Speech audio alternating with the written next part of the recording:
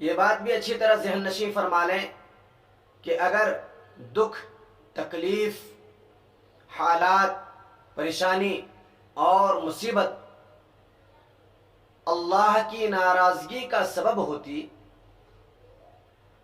تو یہ چیز نبیوں کو نہ ملتی. یہ تو اللہ کے بندوں کو اللہ سے جوڑنے کا ایک وسیلہ ہے، ایک نعمت ہے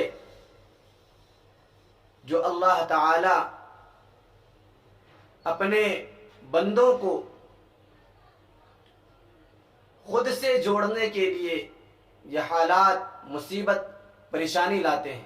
لہذا حالات، پریشانی اور مصیبت پر پریشان نہ ہوں، گھبرانے کی ضرورت نہیں، بلکہ صبر اور تحمل سے کام لیں، اور جب ایسے حالات آ جائیں تو اللہ کی طرف خاص طور سے رجوع کریں.